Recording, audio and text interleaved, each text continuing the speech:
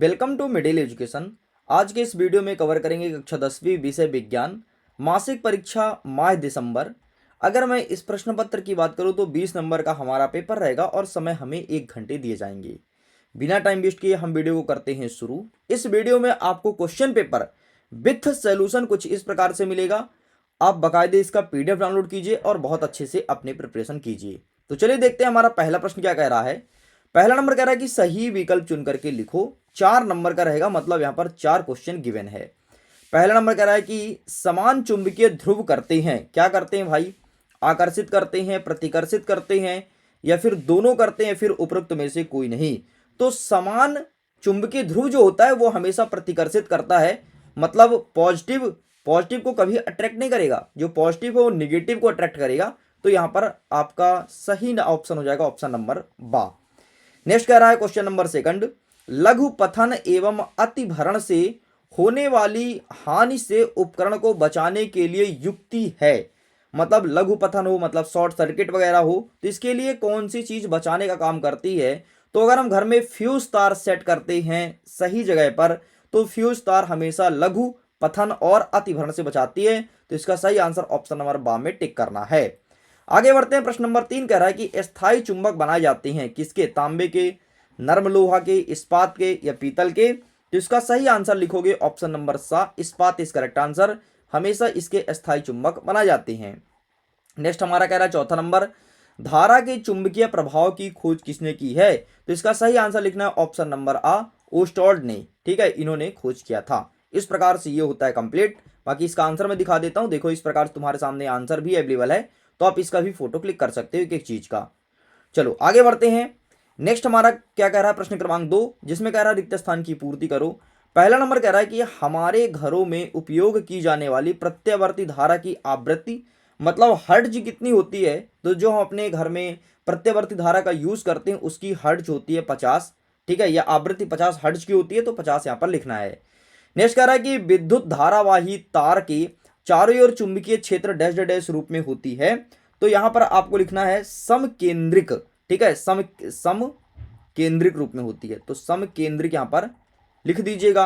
आगे बढ़ते हैं। प्रश्न क्रमांक 3 कह रहा है कि जब धारावाही चालक चुंबकीय क्षेत्र के लंबवत होता है तो उस पर आरोपित बल क्या होती है? तो उस पर आरोपित बल यहां पर अधिकतम होती है। तो यहां पर सिंपल सा आपको अधिकतम लिखना है। ओके, अधिकतम, बस इतना लिख के कंप्लीट करेंगे। एंड हमारा प्रश्न क्रमांक 3 कह रहा है कि एक शब्द या एक वाक्य में उत्तर दीजिए। पहला नंबर कह रहा है कि चुंबकीय क्षेत्र की उपस्थिति का पता लगाने वाली युक्ति का नाम क्या है? कि चुंबकीय क्षेत्र का जो पता लगाए उसे कहते हैं चुंबकीय सुई या फिर कंपास। तो यहां पर सिंपल सा आपको लिखना है चुंबकीय सुई। तो यहां पर मैं लिख देता हूं चुंबकीय और यहां पर लिख देंगे सुई। तो यहां पर चुपचाप चुंबकीय सुई लिख देना है। नेक्स्ट हमारा दूसरा नंबर कह रहा है कि घरेलू विद्युत परिपथ में सभी उपकरण किस क्रम में संयोजित होते हैं? तो यहां पर आप लिखेंगे समांतर क्रम में संयोजित होते हैं। तो यहां पर लिखेंगे समांतर क्रम। ठीक, तो इस प्रकार से ये होता है कंप्लीट। एंड इसका आंसर देख लीजिए, ये रहा आपके सामने प्रश्न क्रमांक 2 का, एंड ये रहा नेक्स्ट आपके सामने प्रश्न क्रमांक 3 का आंसर। ठीक, आगे बढ़ते हैं अब हम प्रश्न क्रमांक 4 की तरफ। हमारा चौथा नंबर का पहला प्रश्न कह रहा है कि चुंबकीय क्षेत्र रेखाएं के कोई 2 गुण बताना है। क्वेश्चन रहेगा 2 नंबर का। एंड अथवा कहता है कि चुंबकीय क्षेत्र उत्पन्न करने के 2 तरीके बताना है। तो ये भी क्वेश्चन 2 नंबर का रहेगा। तो आइए देख लेते हैं इसका आंसर। तो ये रहा तुम्हारे सामने। ठीक, ये रहा प्रश्न क्रमांक 4 का। तो आप इसका भी स्क्रीनशॉट ले लो। एंड अथवा में जो क्वेश्चन पूछा गया है तो आप इसका स्क्रीनशॉट ले लीजिए। आगे बढ़ते हैं नेक्स्ट क्वेश्चन प्रश्न क्रमांक 5 की तरफ।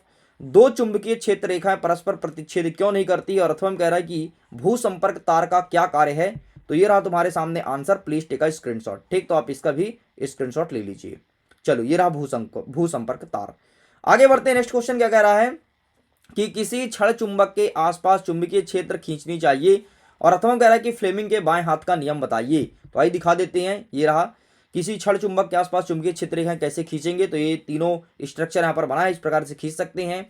एंड फ्लेमिंग के बाएं हाथ का नियम पूछा ना आपसे, तो ये दिखा देता हूँ फ्लेमिंग के बाएं हाथ का नियम। तो प्लीज टेक अ स्क्रीनशॉट, आप इसका भी फोटो क्लिक कर लीजिए एंड ये चित्र जरूर ड्रॉ करके आइएगा। आगे बढ़ते हैं। हमारा नेक्स्ट क्वेश्चन कह रहा है प्रश्न क्रमांक 7 कि 2 किलोवाट शक्ति अनुमतांक का विद्युत तंदूर किसी परिपथ मतलब 220 वोल्ट में प्रचलित किया जाता है जिसका विद्युत धारा अनुमतांक 5 एम्पियर है। इस संयोजन के परिणाम की व्याख्या करना है। 4 नंबर का प्रश्न रहेगा।